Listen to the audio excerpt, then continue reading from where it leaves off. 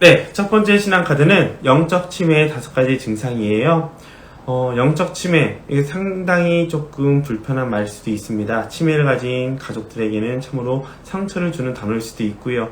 하지만 교황님도 많이 쓰셨고 우리나라에서 번역할 때도 알츠하이머를 치매라고도 많이 번역을 했기 때문에 그대로 원어를 사용했다는 거 양해 바랍니다.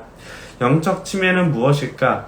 사실 하느님이 싫어서 거부하거나 어떤 체험을 통해서 하느님으로부터 멀어지는 것이 아니라 우리가 일상 안에서 너무나 자연스럽게 하느님으로부터 멀어지는, 즉 무뎌지는 상태를 보면 좋을 것 같아요.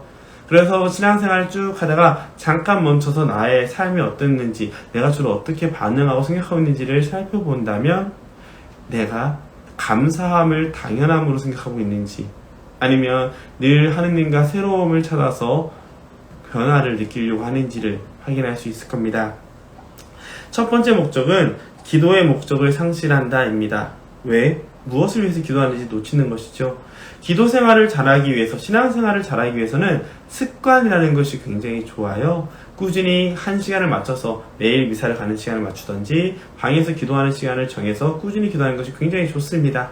하지만 이 습관화된 기도에서 빠져버리면 의미를 상실할 수 있는 위험성이 굉장히 커요.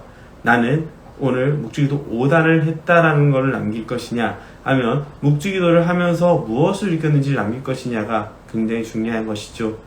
그래서 기도를 하면서 내가 의지적으로 오늘 또 하느님께 감사하는 마음으로, 혹은 오늘 이 시간 하느님께 봉헌하는 마음으로 기도해야지 라고 기도를 하면서도 내가 아무 생각 없이 기도를 하고 있는지, 아니면 의미를 자꾸 찾으려고 하는 기도를 하고 있는지를 살펴보는 것이 첫 번째 증상입니다. 기도하면서 아무것도 느껴지지 않고 어느 순간 내가 왜 기도를 하고 있지? 굳이 안 해도 되지 않을까? 라고 미뤄지기 시작하는 것이 영적 치매의 첫 번째 단계라는 것이죠. 두 번째 단계 증상이는 습관화된 신앙생활로 마음 없는 행동입니다. 첫 번째 거로부터 이어지는데, 단순히 기도를 할 때 기도 지향을 놓쳤다면 이번에는 내 삶의 흐름 자체를 놓치는 겁니다. 대표적으로 이런 게 있을 거예요. 코로나 시기 전에는 성당에서 미사에 참석을 하고 성가대나 전례단에 참석을 하면서 활동을 하는 것이 자연스럽게 어우러져서 이루어졌을 거예요. 하지만 미사가 중단이 되었을 때, 그리고 활동이 멈추게 됐을 때 우리는 성당에 가는 것이 왜 가는지를 계속 간직하고 있었을까요? 성가대 활동이 없거나 전례단 활동을 내가 부여받지 않았을 때 성당을 오지 않게 된다면 이미 이 사람의 마음은 무뎌진 겁니다. 하느님을 향해 나가는 것이 아니라 이미 내가 주어진 역할이라는 것에 더 중점을 두는 것이고, 내가 활동하는 것이 내 신앙생활이라고 착각을 하게 되는 것이죠. 이런 사람들은 자연스럽게 하느님으로부터 멀어지게 될 수가 있습니다. 난 열심히 신앙생활을 했다고 하지만 실제로는 하느님이 아니라 사람과의 관계 혹은 활동의 목적에 더 둔 것이고, 자칫 바리새인이나 율법학자처럼 하느님을 알아보지 못한 일도 생길 수가 있겠죠. 그렇기 때문에 습관화된 신앙생활의 단점이, 안 좋은 부정적인 모습이 바로 영적 치매의 두 번째 증상입니다. 세 번째는 무뎌진 죄의식이에요. 이 정도는 괜찮겠지, 다른 사람들도 다 이 정도는 하니까. 신앙생활을 처음에 할 때는 무엇이 옳고 그른지를 알기 때문에 자음과 하나하나 고백하는 것이 참 힘들 겁니다. 하지만 어느 정도 신앙생활을 하면은 이 사람도 그렇고 저 사람도 그렇고 저 정도 해도 괜찮구나, 저 사람도 그냥 점도 보고 사주팔자도 보는데 괜찮지 않을까? 이런 착각을 빠지게 된단 말이죠. 내가 작은 죄를 하나씩 짓다 보면 어느 순간 내 마음은 묻어지기 시작해서 더 큰 죄를 지어도 아무런 의식을 하지 않게 됩니다. 이게 굉장히 위험한 모습이긴 해요. 내 마음은, 우리의 영혼은 정말 예민한 것이, 아무리 난 유혹에 강하고 지켜낼 수 있어 라고 하더라도 내 주변 사람들이 자연스럽게 무언가를 하고 있다면 우리 역시 너무나 쉽게 그 행동에 빠져들 수가 있거든요. 그래서 이 세 번째 증상, 세 번째 단계는 죄의식이 무뎌져서 자연스럽게 이 정도는 괜찮아, 남들도 다 하는데 라는 식으로 빠지는 모습입니다. 이를 위해서는 스캔들이 벌어지지 않도록 우리 스스로의 신앙을 지키도록 노력을 해야겠죠. 네 번째는 영적 양식을 찾지 않는다는 겁니다.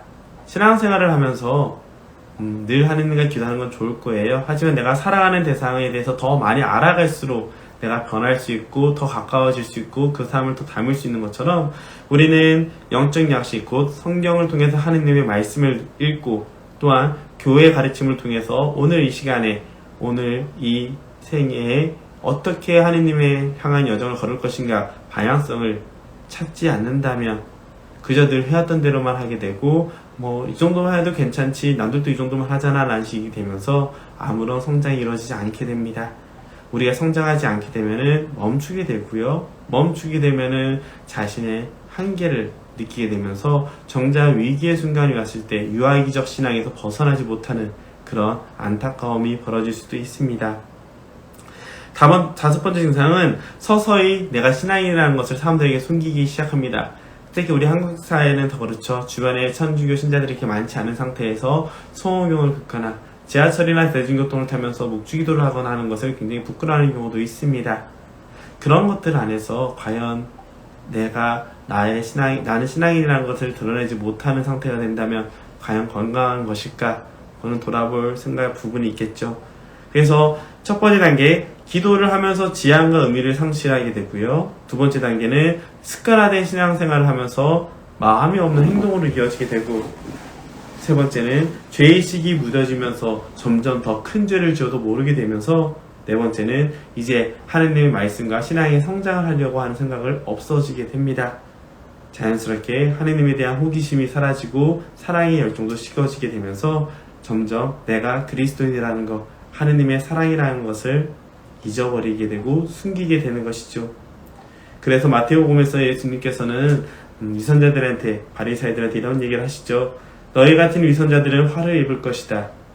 우리가 신앙생활하면서 영적 치매에 걸려서 무뎌진 영적 생활을 하고 있는지, 아니면 하느님 향해 꾸준히 나아가고 있는지 잘 돌아보는 그런 시간이 되었으면 좋겠습니다.